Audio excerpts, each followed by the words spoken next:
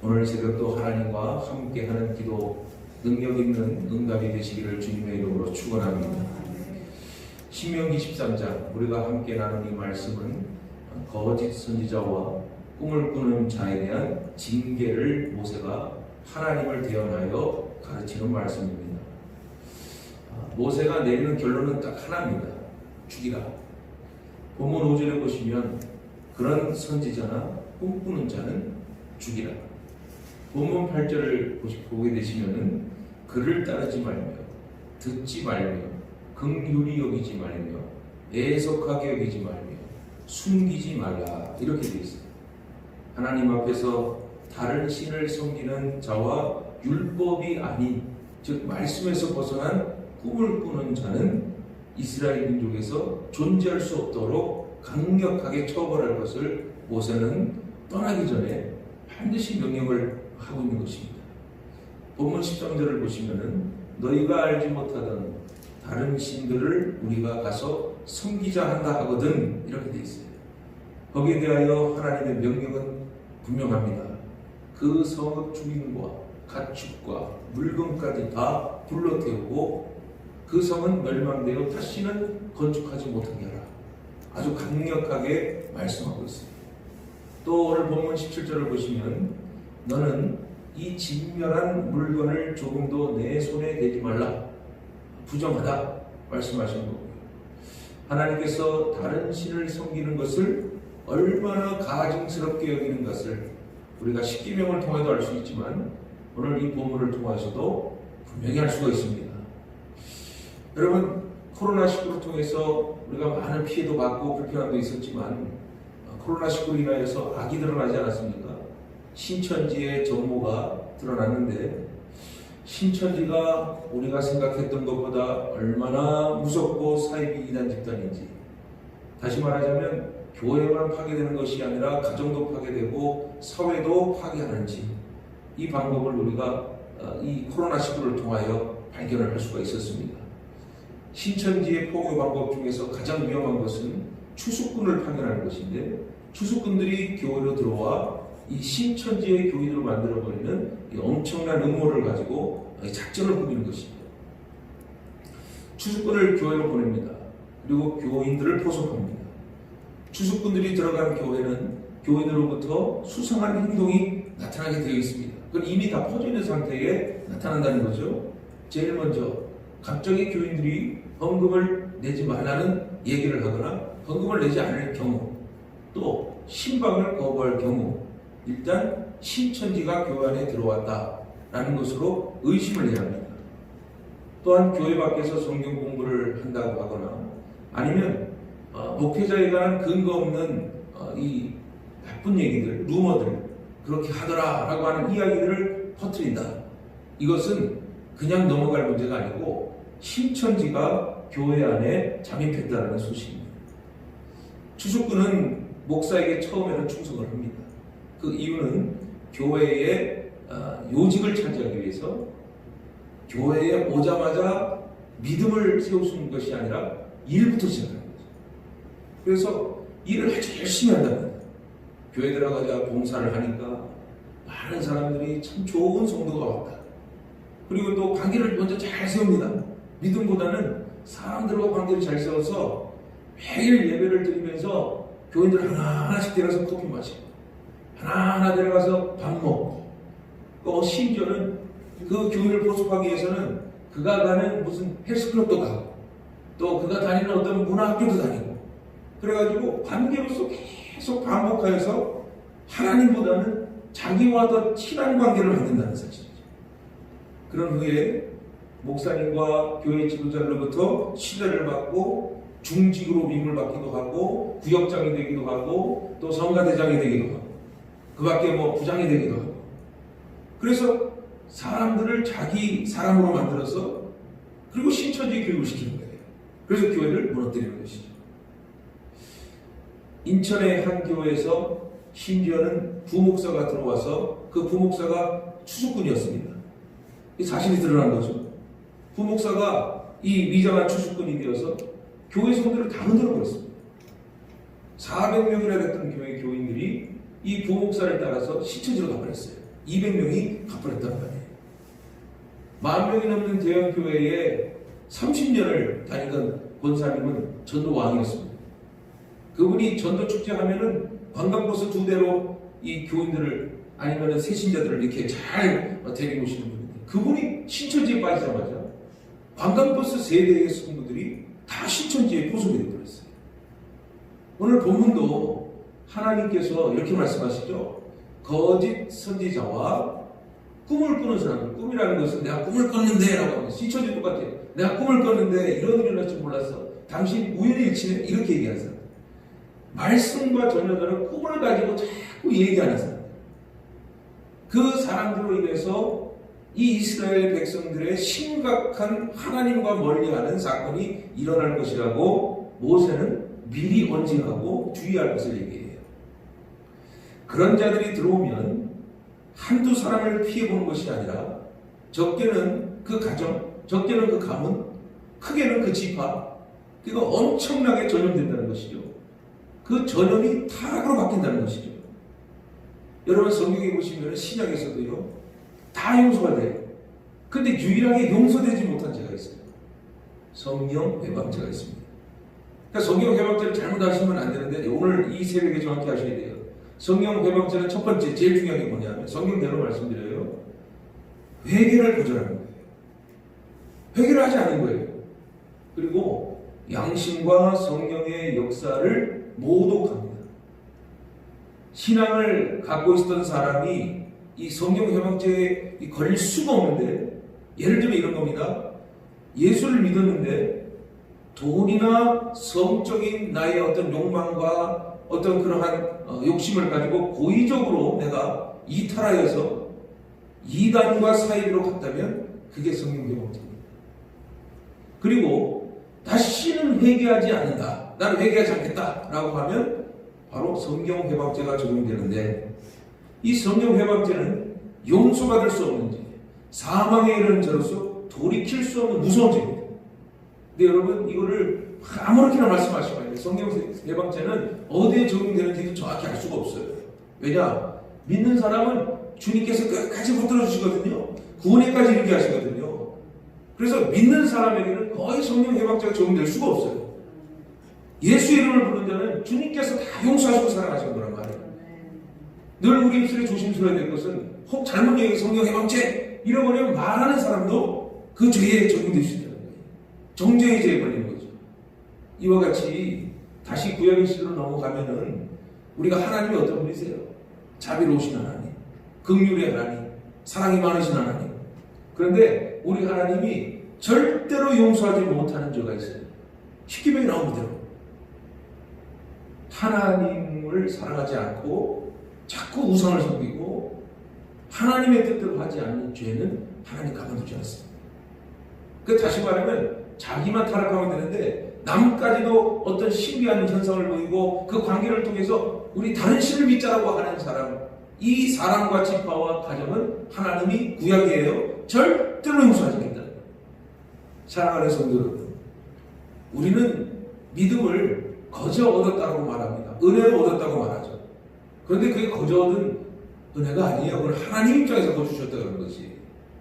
우리는 이 믿음이 예수 그리스도의 핏값을 얻은 거예요. 아멘. 예수의 생명을 얻은 거예요. 아멘. 믿음의 가치를 저 쓸모없는 것처럼 생각하지 마세요. 믿음은 하나님께서 우리에게 주신 가장 가치 없는 것입니다. 귀한 거란 말이에요. 여러분이 가지고 있는 다이아몬드보다, 여러분이 가지고 있는 차보다, 집보다 비교할 수 없이 귀한 겁니다. 생명을 바쳐 드린 믿음 아니겠습니까? 믿음을 지키려면 진리에서 벗어나지 말아야 됩니다. 진리란 뭡니까? 예수 그리스도. 예수 그리스도를 기록한 말씀에서 절대로 벗어나지 말아야 됩니다. 말씀을 따라 사는 믿음은 성장하는데 어떻게 성장하느냐? 바르게 성장합니다. 바르게. 잘못된 신앙을 하면 큰일 납니다. 잘못된 신앙을 하면 정말 큰일 나는 거예요. 말씀. 그래서 말씀을 강조하는 거예요. 말씀을 따라 사는 믿음은 하나님이 약속하신 대로 바르게 성장하는 거예요. 말씀은 믿음을 지키고 성장할 수 있는 모든 지혜와 지식이 전부 다 기록되어 있습니다. 우리가 감당할 수 있는 만큼. 모세는요, 이스라엘 백성들에게 반드시 율법을 따라 믿음을 지킬 것을 거듭 강조하고 있는 중이에요. 율법이란 이스라엘 백성들이 믿음을 지킬 수 있는 하나님의 말씀이기 때문이죠. 그래서 모세가 말하고 싶은 이거예요. 율법을 너희에게 줄 것은 자꾸 이방신들의 이야기를 하거나 너희들 사이에 선지자라고 말하는 사람들과 혹은 꿈꾸는 이야기를 하고 자꾸 이상한 초시비적이고 막 이런 현상들, 초월적인 현상들, 이런 것들을 기사화 잊어. 너희들 분명히 가면 그런 일이 일어날 거야. 그러니까 절대로 거기에 현혹되지 말고 그저 율법을 지키고 사는 그 삶, 하나님 앞에 온전히 그 말씀을 따르는 삶이야말로 하나님이 기뻐하시는 삶이고 그게 바르게 사는 거야. 이렇게 말하는 거예요. 한때 여러분들 기억나세요? 막 모여가지고 기도하면 이 금이 하늘에서 떨어가지고 금이빨이 되고 막 이런 거 있었잖아요.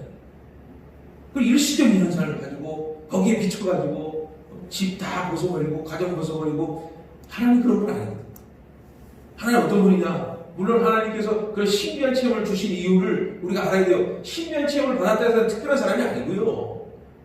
하나님께서 하나님이 어떤 존재인가를 알게 하시는 것과 그 대신 하나님의 말씀으로 살도록 성령이 인도하시게 하시는 거예요. 성령 충만을 받았을 때 방언이 터지고 또 심지어는 예언을 하고 여러분 각자 아마 영적인 경험을 하셨을 거예요. 저도 경험을 했습니다만 그런 경험을 했어요. 그런 경험을 하고 나서 우리가 봐야 될 건 뭐예요? 말씀을 봐야죠. 맨날 그럴 수가 없어요. 맨날 그럴 수가 없어요. 하나님께서 신비한 경험을 하게 하시고 정말 우리가 알 수 없는 능력 주시는 것은 하나님이 어떤 분이신가를 알게 하신 것과 하나님의 뜻대로 살아갈 것을 보여주시고 예수님이 병모산에서 제자들 두 사람에게 증인을 세워서 이 예수님이 참 하나님 되심을 보여주지 않습니까? 그러자 베드로와 이 따르던 사람들이 뭐라 그래? 제자들이 고마 우리 이 산에서 초막 짓고 사합시다. 아우 정말 좋습니다. 예수님 이런 분인 줄 몰랐습니다. 여기 초막을 살아도 나는 예수님 이런 모습이라면 정말 나는 여한이 없습니다. 예수님 뭐라 그래요? 내려가서 우리는 할 일을 하자 말씀하시셨습니다. 죄악이라는 바이러스가요 나도 모르는 사이에 죄를 일으키고 사망에 이르게 하는 거예요. 그래서 모세는 알고 싶은 거예요. 이스라엘 백성들을 향하여서 말씀의 기초를 지금 어떻게 해요? 여러분 신명기는요 정말 말씀을 준비해도 답답하게 뭐냐면 똑같은 말이 똑같은 거예요. 하나님 말씀 지켜라. 하나님 뜻대로 행하라. 이 말밖에 없어요. 계속 반복. 왜 반복? 기가 따갑도록 들어요. 너희들 분명히 가면 너희들은 죄가 가득할 것이고 우상과 사이비들이 가득할 것이고 이방신들이 너무나요. 여러분 바알신이 원래 이 일본 명사예요. 바알은 주인이라는 뜻이거든요. 근데 가나안 땅의 바알은 뭐예요? 바람을 움직이고 또 해와 모든 이 자연을 이끄는 게 바알이에요. 그 당시에 여호와 이 야훼라는 말이 없었습니다. 바알이라고. 또 바알을 하는 게 뭐예요? 바알신은 우리를 풍족하게 하고 바알신은 우리를 자산을 일으키고 바알신은 우리를 행복하게 하는데 바알신의 제의도 굉장히 후끈합니다. 바알을 섬기는 사람들이 남창들이 있어요. 그러니까 우리가 육체적인 것으로 기뻐하고 즐거워하자 그래가지고 바알신의 예배를 드리고 호름을 하고 막 포도주를 마시고 축제죠. 축제. 다시 말하면 인간들이 즐기는 축제. 그래야 바알신이 비를 내려줘요. 바알신의 비는 뭐냐면 남자의 정액이에요. 그걸 이제 땅이 받아내는 아사라 여신이 받아내가지고 풍족하게 한다 이 말이에요. 그러니까 그 성적인 것으로 막 하니까 이스라엘 백성들도 전혀 경험하지 못한 것들이 일어나니까 육적인 감각들이 일어나니까 막 거기에 빠져들고 바알신을 속이고 아사라신을 속이지 않습니까? 왜 그래요? 모세가 가르쳐 하나님 보이지 않지만 우리 하나님은 절대적인 분이시다. 하나님의 율법은 말씀으로 된 것이다. 그 율법을 지켜야 한다. 너희들의 마음대로 하는 것이 아니다. 그래서 하나님이 참 하나님이시다. 오늘 강조하고 말씀에서 벗어나는 신비로운 현상, 이상한 어떤 징후, 여러분 거기 용되지 마세요. 요즘 또 보니까 단군 뭐 종교가 유명. 제가 잠깐 들어봤는데 유튜브에 있어요. 저는 20년 믿는 교회 집사입니다. 그러더니 내가 꿈을 꿨는데 저희 아버지께서 꿈에 나타나셔서 땅과 돈을 주셨습니다. 저희 아버지가 원래 부자였습니다. 그 합병증이 걸려 여러 가지. 그럼 어떻게 땅을 받겠습니까? 단군 종교하는 주교가 나와가지고 미래래래래. 요즘은 또 갑자기 연예인 된 무당 56세 된 연기자가 무당이 돼가지고 탁탁 맞히는 거예요. 막 구슬하면 문제가 해결되는 거예요. 그 TV에 나오더라고요. 이 세상에 다양성이 있어야 되니까 이제는 보여주는 시대니까 딱 말하고 그 말에서 일어나야 돼. 사건이 일어나야 돼. 지금 영상의 시대 아닙니까? 영상도 제가 해보니까 편집이요. 맞추면 정확히 다 떨어져요. 불필요한 거 다 잘라내고 내가 좋아하는 것만 집어넣으면 다 되는 세상이에요. 이런 세상 속에서 모세가 그들에게 말했던 것은 너희들 분명히 거기 가면은 신비로운 일들은 알 거고 정말 초현상적인 일들은 알 거야. 그런데 중요한 건 뭔지 알아? 너희의 주인이 누구인 걸 알아. 하나님이야. 하나님 가르쳐준 대로 살아. 이적과 기사를 바라지 마라. 너의 삶 자체가 하나님 축복하시는 그 삶이 바로 기적 같은 삶이야. 주님이 너를 허락하신 것과 너에게 거룩한 민족이라고 부르신 것 자체가 정말 그거는 귀한 일이야. 그러니까 나는 하나님께 택함 받은 자다라고 하는 이 믿음 자체가 이미 끝난 거예요. 구원받은 이 민족이 됐음에도 불구하고 모세는 누누이 말하잖아. 너 눈에 보이는 거, 귀에 들리는 거 분명히 너 혹할 거야. 그러라고 하지 마. 이적과 기사가 중요한 게 아니야. 삶이 중요한 것이야. 우리도 마찬가지죠. 교회가 신앙이 이게 참 귀합니다. 아까도 말씀드렸어요. 핏값으로 우리 예수 그리스도를 믿잖아요. 예수 그리스도를 저는 처음 만났을 때 초월적이었어요. 예수님이 그 십자가에 달리신 그 사건을 내 눈으로 봤단 말이에요. 그 대학생들이 한 건데 내 눈으로 봤단 말이에요. 예수님. 눈물이 나오고 외계가 일어나고 그리고 지금 신앙생활을 하면서 느끼는 건데요. 야, 예수님이 참 힘들다. 왜? 믿는 거 쉬워요. 예수님을 닮아가는 게 어려워요. 예수님 닮아가는 게. 닮지도 못해요. 제자로서 살아가는 그 삶이 참 어려워요. 목회를 하면서도 늘 날마다 시험이 찾아와요. 왜? 그 시험이 찾아왔다는 것은 오늘 말씀이 기록된 거예요. 그만큼 하나님께서 그 믿음을 허락하신 거고 그 믿음대로 살아가다 보면 더 어려움과 위험이 찾아와요. 왜요? 사탄마귀가 가만두질 않는 거예요. 그럼 가끔씩 내 믿음이 약해질 때면 내가 이걸 왜 하는가 싶기도, 내가 믿음을 지키면서도 이거 정말 잘하고 있는 건가 싶기도 하고, 그 갑자기 눈을 세상으로 돌리면 내가 40년 인생을 정말 이렇게 살았는가, 내가 밖에서 이렇게 열심히 했으면 얼마나 돈을 많이 벌겠는가, 이런 생각도 해보고, 내 자녀들을 바라볼 때마다 왜 목사를 해가지고 이렇게 베풀지도 못하고 이렇게 정말 가만히 있을 수밖에 없는 이 상황이 너무 안타깝다는 마음이 들기도 하고. 뭐예요? 믿음이 떠나면 세상이 보이고, 믿음이 떠나면 내일에 대한 후회가 찾아오고, 내 사명에 대한 어떤 책임과 의무가 사라지고, 나는 왜 이 모양의 꼴일까? 나이가 좀 더 잘했으면 어떨까? 내 뜻대로 살았으면 어떻게 될까라고 하는 생각들이 찾아온단 말이에요. 그럼 뭘 원하느냐? 하나님 정말 변화시킬 때 이적과 기사를 보이시고, 주님이 원하시는 건 그게 아니죠. 그런 상황 중에도 말씀에 순종하고 말씀으로 살도록 붙들어 주시는 이 지금의 삶을 주님이 원하시는 거죠. 주님이 원하시는 건 막 확 변해가지고 내가 막 잘 되는 걸 하나님이 원하시는 거예요. 너 있는 그대로가 복되다. 너 어떤 상황이라도 나 믿고 끝까지 붙잡으니 복되다. 이게 주님 원하시는 거 아니겠습니까? 요즘 세상이 내 마음대로 안 되잖아요. 그죠? 어제도 행정 때문에 갔더니만 옛날에는 이제 잘 해주더니 원칙이 그렇습니다. 요즘에 원칙이 진짜 요즘 참 공정한 세상에 원칙이 없어요. 좀 넘어가 주세요. 안 돼요. 그러니까 내 마음대로 되는 게 거의 없어요. 그 막 속 터지고 답답하지. 또 나는 내 정말 질서를 지키고 내 기초를 지키는데 옆에 툭툭 들어오면 옛날에는 말이죠. 그냥 그럴 수도 있겠다. 요즘에는 그걸 못 봐주는 거예요.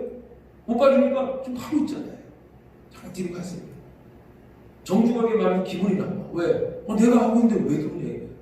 곰곰이 생각해보면 그래요. 우리가 사실은 우리 마음대로 하는 세상을 살고 있는 거예요. 돈을 주면 뭐든지 살 수 있고, 돈을 주면 사람도 살 수 있고, 돈을 주면 뭐든지 할 수 있는 세상. 그러니 돈이 우선순위 되고, 그 돈을 얻어야 내가 자유할 수 있다라는 이 갑자기 비전과 희망이 생기고, 그리스도인들에게도 어느새 세속화가 돼가지고, 하나님을 믿으면 부자가 된다. 하나님을 믿으면 병을 낫는다. 하나님을 믿으면, 물론 그 맞죠. 목적은 뭐예요? 하나님의 영광을 위한 것이 아니다. 나 잘 되기 위해서, 나 해결받기 위해서. 그리고 기도를 해요. 그게 뭔지 아세요? 삼당이 삼당. 다른 우성신들을 세워놓고 나 잘 되게 해주세요. 나 복되게 해주세요. 그거는 무당도 합니다. 무당도. 기복신앙도 합니다. 주님을 위해 원하시는 거예요. 여러분 기억하세요. 문제 해결이 중요한 게 아닙니다. 이 문제 안에서 하나님이 어떻게 나를 붙들어 주실지, 내가 어떻게 하나님의 뜻으로 이겨낼 수 있을지, 이게 우선이라는 거죠. 이게 우선이라는 거죠. 그러니 얇은 신앙을 살아가는 사람은 기복주의래요. 늘 복이 돼야 움직이는 사람들, 늘 내가 잘 돼야 기도하는 사람들. 아니에요. 진짜 신앙은 모세가 말한 그대로예요. 너들 가면 그냥 말씀에 순종해. 모세가 그랬어요. 너희 가면 땅 파고 씨 뿌리고 그리고 열심히 반면하여 이게 아니에요. 모세가 뭐라 그랬어요? 너희들 가면 하나님 앞에 제사하고 그리고 말씀을 먼저 잘 세워라. 말씀을 따르라 하지 않았습니까? 오늘 모세가 뭐라 그래요? 어느 정도까지 얘기하냐면요, 너의 가족들, 너의 친척들, 친구들이 혹시 너를 유혹하라. 그럼 어떡하느냐? 그거 다 떨쳐내는데, 아무리 가족이라도, 아무리 친한 사람이라도, 야 우리 다른 신 한번 믿어보자. 다른 일 한번 해보자. 절대로 숨기지 마라. 절대로 인간적인 동정하지 마라. 말씀의 기준으로 냉정하게 결단해라. 하나님이 그들보다 너를 더 사랑하신다. 하나님이 그들보다 너를 더 아신다. 넌 따라갔다가는 끝장이야. 이 구약의 사건에서 하나님의 명령은 이스라엘 백성들에게 매우 어려운 수준일 수 있어요. 가족의 이 이단에 빠지고 사이에 빠지면 우리가 어쩔 수 없잖아요. 그럼 하나님 말씀하죠. 구약에서 이스라엘 전체가 하나님의 공의를 두려워해. 가족이 잘못했다 하더라도 이 가족의 문제로 말하면 지파의 문제가 생기고 민족의 문제가 생기면 안 되니까 모세는 거듭거듭 말하는 거예요. 절대로 그러니까 이단에 빠지지 마라. 절대로 우상에 빠지지 마라. 절대로 저 사이비에 빠지지 마라. 다른 신에 빠지지 마라. 왜? 이스라엘은 가족 중심 공동체가 아니에요. 하나님 중심 공동체예요. 아브라함부터 하나님 믿음으로 세워진 공동체이기 때문에. 본문 13절에서 이렇게 말하죠. 어느 불량배가 성읍의 거민들을 미혹하는 처벌에 관한 말씀이 나오는데, 모세는 첫 번째, 이 일이 만일 사실이라면 하나님이 가만두지 않을 거니까 자세히 살펴봐라.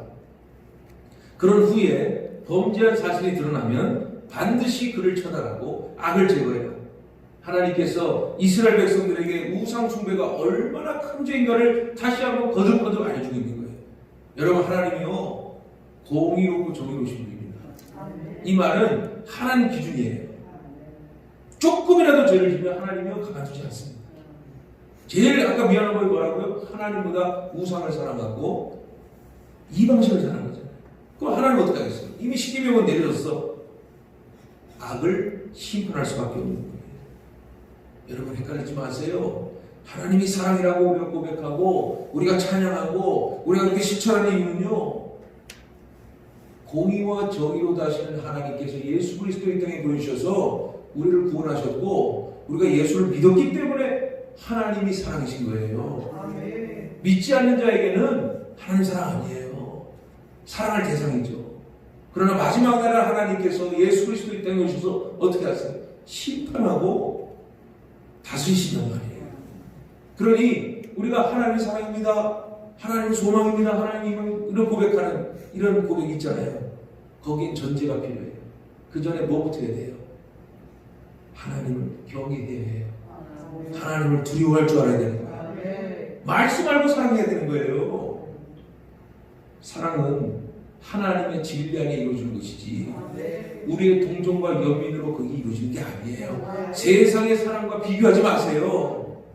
우리 말씀으로 살아가는 거예요. 아멘.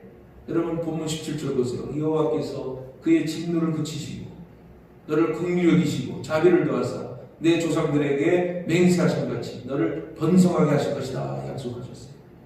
세상에서 악한 세력은 신비로운 현상으로 눈에 보이는 것들, 귀에 들리는 것들, 그래서 미혹하는 거예요. 관계를 맺고 외로운 사람들, 또 힘든 사람 찾아가가지고, 물론 우리가 하죠. 하지만 우리 예수를 높이고 하나님을 높이는 거지 우리를 드러내는 게 아닌데, 시초주는 사람부터 드러내는 게 아니에요. 거짓 선지자들이 이 이후에 어떻게 됩니까? 모세가 예언한 대로 그렇게 하지 말라고 해도 결국 사사기를 보세요. 자기 소민들을 믿지 않습니다. 하나님을 떠나 자신이 원하는 신을 바라고 자신의 자유가 가장 우선이 되는 삶을 살아가고 있지 않습니다. 반면에 놓고 복주수니까. 예수님께서도 그래요. 마지막 그때가 오기 전에 성도들은 미혹하는 거짓 선지자들이 생겨날 것이라고 말씀에 기록되어 있습니다. 주님 오시기 전에. 사랑하는 성도 여러분, 오늘 우리가 사는 시대에, 그리고 이 본문에 기록된 시대에 다르지 않습니다. 이 말은 무슨 말이냐? 그 구약은 율법을 지키는 것이고 하나님 약속이니까. 신약은 뭐예요? 의외의 사건은 예수 그리스도만 의지하여 사는 시대여야 한다는 거예요. 아멘. 말씀을 지키며 사는 시대가 되어야 된다는 거예요. 아멘. 그럴수록 하나님의 말씀을 주야로 묵상하며 그가 인도하여 주시는 구원과 영생의 축복을 꼭 기억하고 예수의 핏값으로 난 다시 살았으니 이 믿음 변치 않으리라 라는 마음을 가지고 늘 주님께 영광 돌리고 하나님 앞에 온전히 살아가는 저와 여러분 되시기를 주님의 이름으로 축원합니다. 아멘. 기도하겠습니다.